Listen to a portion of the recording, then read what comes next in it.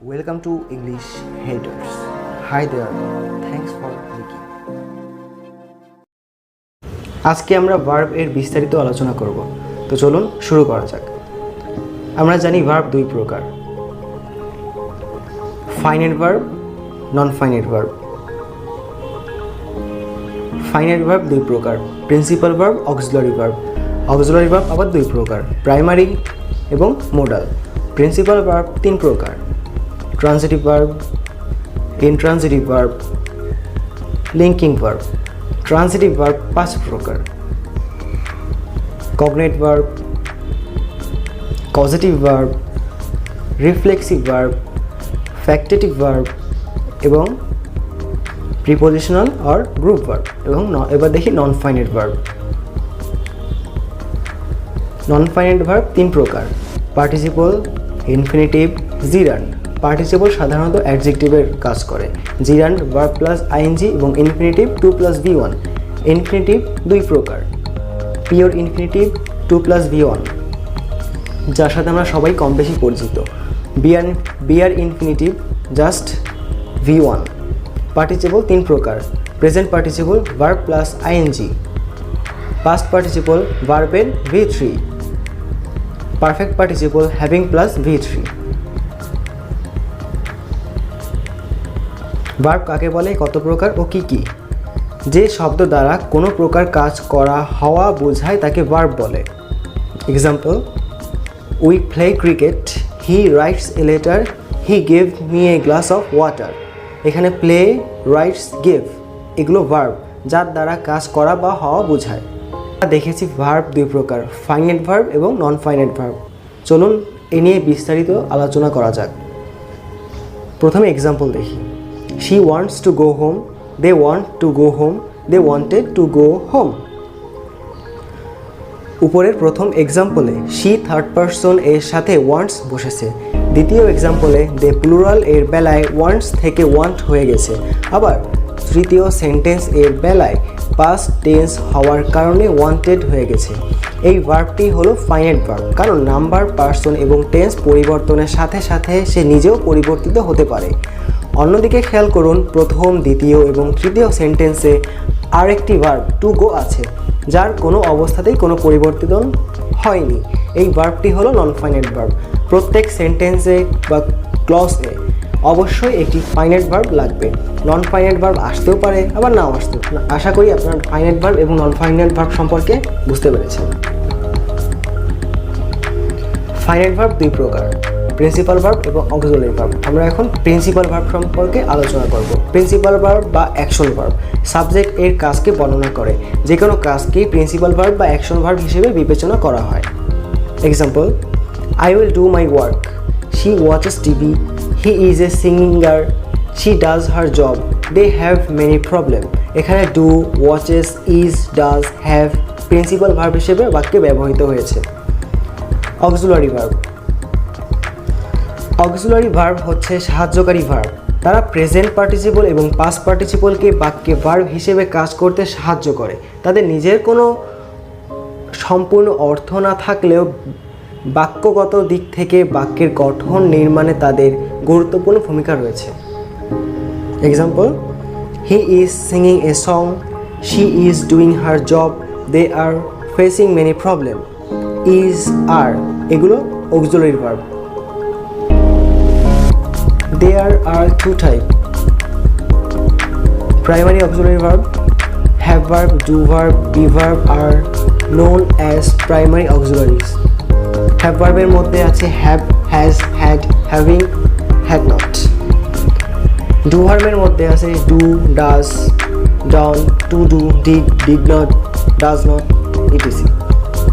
Be verb এর মধ্যে আছে am, is, are, was, were, be, to be, been, was not, were not, etc. 2. Modal auxiliary. Modal auxiliary সাধারণত মূল verb এর অর্থকে প্রভাবিত করে, কিন্তু তারাও সাহায্যকারী ভার্ব হিসেবে ব্যবহৃত হয়। shall, should, can, would, may, might, ought to, will, would, must, etc. Modal auxiliary verb. Example দেখি। He may come home tomorrow. You should not run in the sun. You can take rest now, এখানে may, should not, can এগুলো modal auxiliary.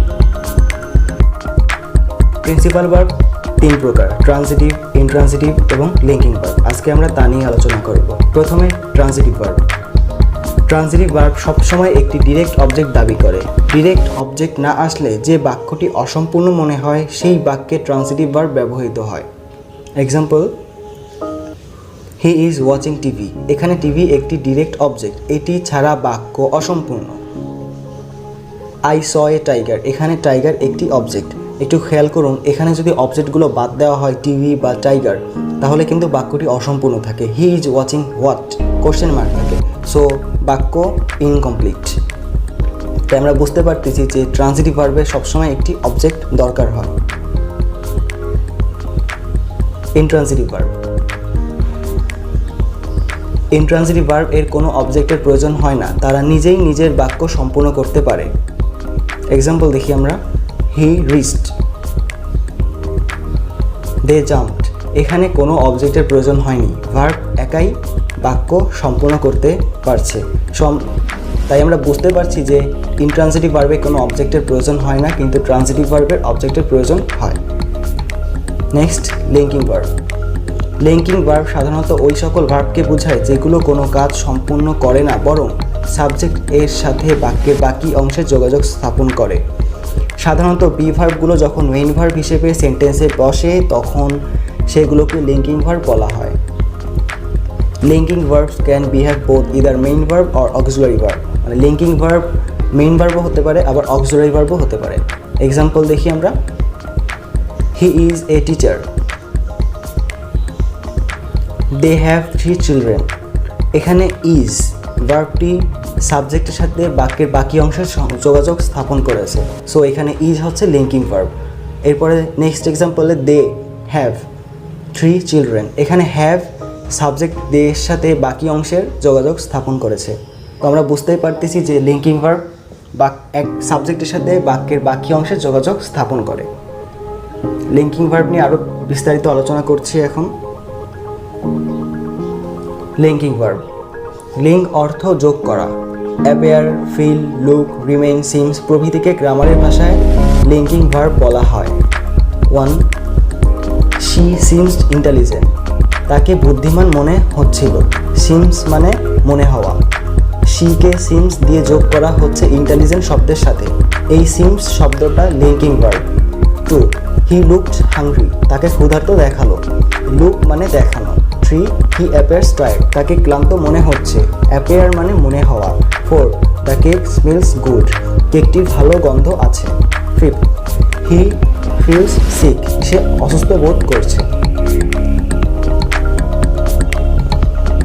এরপর feel, grow, look, remain, taste, smell ইত্যাদি কখন linking verb এবং কখন action verb হিসেবে কাজ করে কিভাবে বুঝব? উক্ত ভার্বগুলোর পরিবর্তে এম, ইজ, আর বসালে যদি বাক্যের অর্থ ঠিক থাকে তাহলে বোঝা যাবে এগুলো লিঙ্কিং ভার্ব হিসেবে বাক্যে ব্যবহৃত হয়েছে। এক্সাম্পল দেখি, হি টেস্টেড হানি, সে মধুর স্বাদ নিচ্ছিল।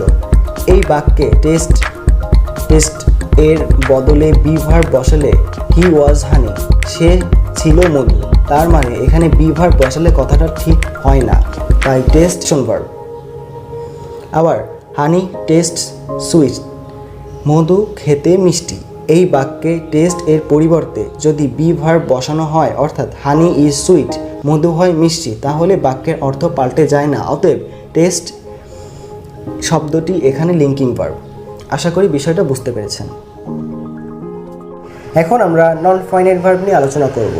নন ফাইনাইট ভার্ব প্রধানত 3 প্রকার, পার্টিসিপল, ইনফিনিটিভ এবং জিরান্ড। ইনফিনিটিভ 2 প্রকার, pure infinitive 2 + V1, BR infinitive শুধু V1। পার্টিসিপল 3 প্রকার, present participle verb plus ING, past participle ভার্বের V3 এবং perfect participle having plus V3। এখন আমরা এ নিয়ে বিস্তারিত আলোচনা করব। প্রথমে দেখি নন ফাইনাইট ভার্ব কাকে বলে। নন ফাইনাইট ভার্ব কখনো মেইন ভার্ব হতে পারে না, একটু মনে রাখবেন। নন ফাইনাইট ভার্ব সাধারণত বাক্যে অ্যাডজেক্টিভ অথবা অ্যাডভার্ব হিসেবে কাজ করে, কিন্তু মেইন ভার্ব হিসেবে নয়। এক্সাম্পল দেখলে বুঝতে পারবেন। প্রথম এক্সাম্পলে আছে we ate a lot of roasted meat. এখানে রোস্টেড কিন্তু নন ফাইনাইট ভার্ব, আর এখানে ফাইনাইট ভার্ব হচ্ছে এট। রোস্টেড কিন্তু মিট নাউনের একটা গুণ প্রকাশ করেছে, এটা এই বাক্যে রোস্টেড অ্যাডজেক্টিভের কাজ করেছে। রোস্টেড কেমন মাংস? রোস্টেড মাংস। পরের example we are ready to play now. এখানে to play non finite verb, are হচ্ছে ফাইনাইট ভার্ব।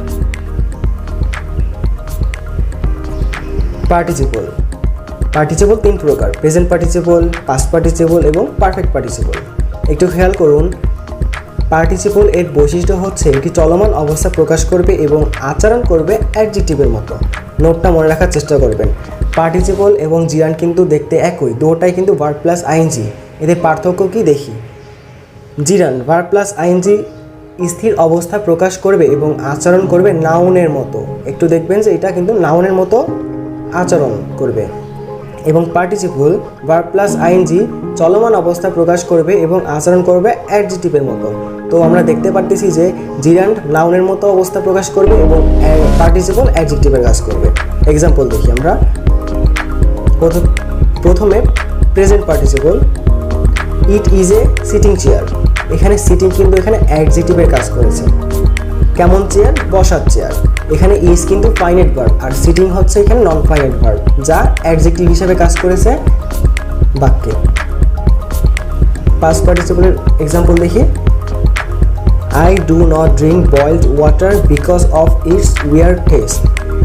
আবার দেখুন, আমি কেমন পানি খাই না?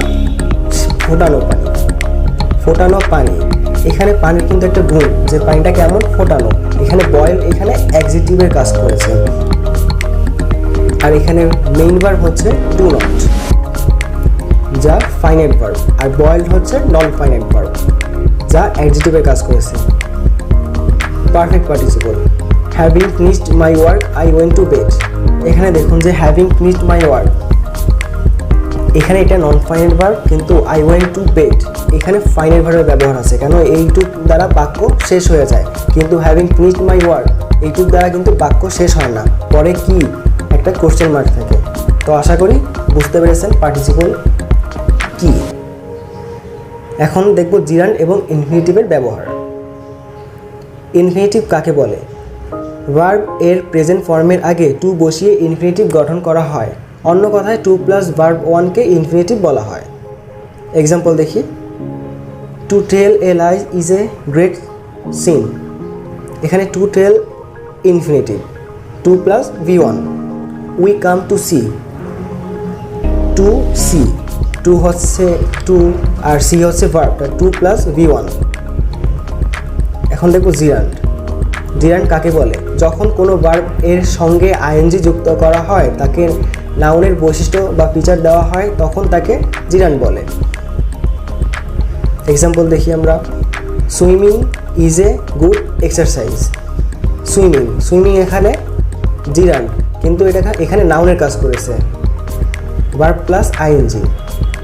পরের example, I like reading novels. এখানে রিড থেকে রিড হচ্ছে ভার্ব, তার সাথে আইএনজি যুক্ত হয়েছে, রিডিং হয়ে গেছে জিরান্ড। আশা করি বুঝতে পেরেছেন জিরান্ড এবং ইনফিনিটিভের ব্যবহার। এ নিয়ে আরও বিস্তারিত আলোচনা আসবে।